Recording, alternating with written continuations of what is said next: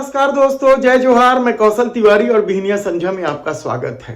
भारत का फेफड़ा कहने वाला हसदेव अरण्य क्षेत्र में पेड़ों की अंधाधुंध कटाई और कोयला उत्खनन का मामला एक बार फिर कल विधानसभा में हंगामे की भेंट चढ़ गई। विधानसभा में भूपेश सरकार के दौरान विधानसभा में हसदेव में अंधाधुंध कटाई को लेकर सर्वानुमति से प्रस्ताव पारित किया गया। हसदेव में कटाई बंद होनी चाहिए, इसे लेकर अशासकीय प्रस्ताव जो लाए गए थे उसे सभी दलों ने, कांग्रेस की सरकार थी और प्रमुख विपक्षी दल भारतीय जनता पार्टी थी, सभी ने मिलकर इस प्रस्ताव को पारित किया था। लेकिन 3 दिसंबर को विधानसभा चुनाव के परिणाम आते हैं और उसके 2 दिन बाद ही सरकार बनी नहीं है और एक वन विभाग के आला अधिकारी 91 हेक्टेयर जमीन में जंगलों की कटाई की अनुमति दे देते हैं। यह कौन सा अदृश्य शक्ति है जिसके आदेश पर वन अफसर ने निर्णय लिया, वह भी तब जब विधानसभा में कटाई रोक देने का सर्वसम्मति से प्रस्ताव पारित है और भारत सरकार कोयला के इस खदान को रद्द करने की मांग की गई थी।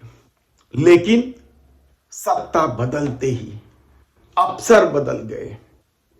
यह कोयला खदान अदानी के नाम।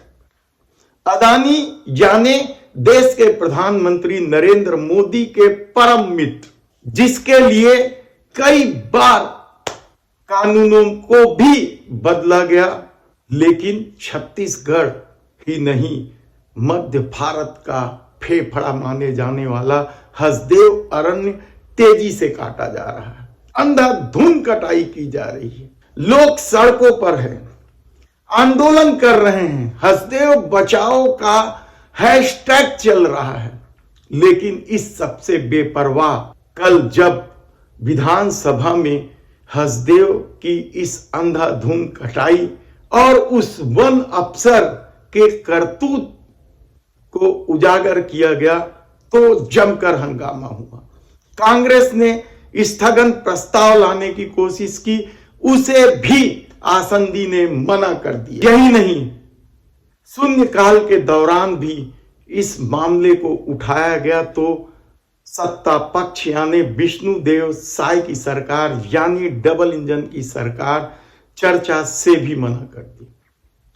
संसदीय सचिव बृजमोहन अग्रवाल का कहना है कि अभी तो बजट सत्र चल रहा है और कई मौके मिलेंगे, कभी भी चर्चा कर सकते। मध्य भारत का फेफड़ा काटा जा रहा है, उजाड़ा जा रहा है और चर्चा क्या कभी भी होगी। सवाल आप कई उठा सकते हैं, लेकिन यदि मित्र प्रेम इस देश में इस कदर हावी है तो फिर किसी भी सवालों और किसी भी चर्चा का क्या महत्व हो जाता है। उन लोगों का भी क्या मतलब है जो सड़कों पर उतरकर लगातार पिछले कई महीनों से बल्कि कई सालों से आंदोलन कर रहे हैं हसदेव को बचाने के लिए। क्या कुछ अवहेलना नहीं की गई? ग्राम सभा फर्जी ढंग से बुलाकर प्रस्ताव पारित किए, कितने ही उदाहरण हैं, लेकिन मित्र प्रेम हावी है। दरअसल यह पूरा मामला उस दिन शुरू हुआ था जब राजस्थान को बिजली देने के लिए हसदेव को दांव पर लगा दिया गया था।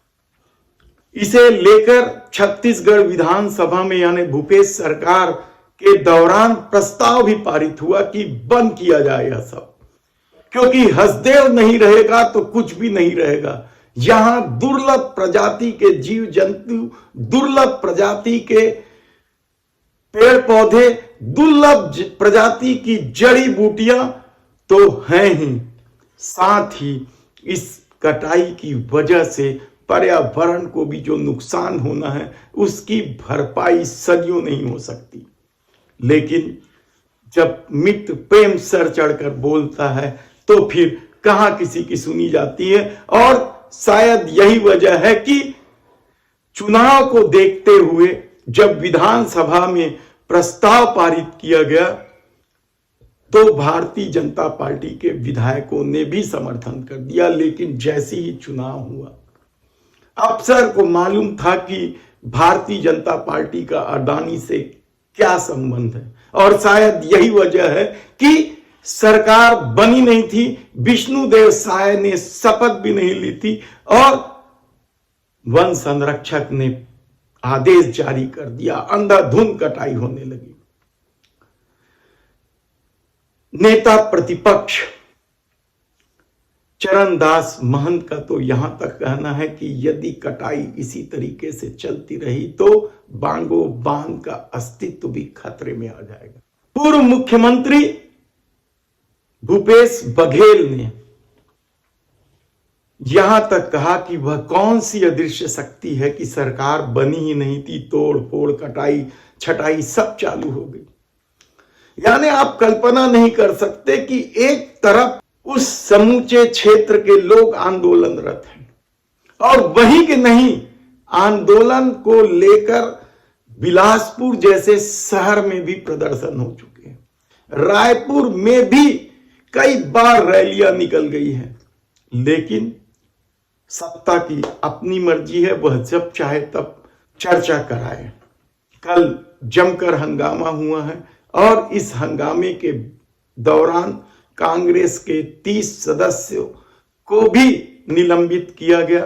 वे गर्भगृह में पहुंच गए थे और छत्तीसगढ़ विधानसभा में यह अच्छा नियम है कि यदि आप गर्भगृह में जाते हैं तो स्वतः निलंबित हो जाते हैं। लेकिन सवाल हसदेव का है, क्या इस हंगामे के बाद, लोगों के तमाम विरोध के बाद हसदेव बच पाएगा? अडानी को दिए वह खदान रद्द हो पाएगा?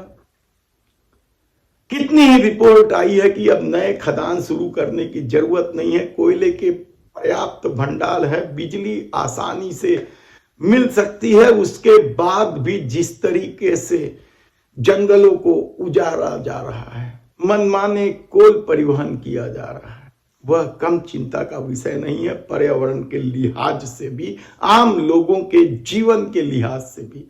लेकिन सरकार को अपने ढंग से चलना है। लोग सड़कों पर उतरते रहे, उसकी परवाह तभी की जाती है जब चुनाव नजदीक आते हैं। ऐसे में हसदेव का क्या होगा? क्या हसदेव इसी तरीके से काट दिए जाएंगे?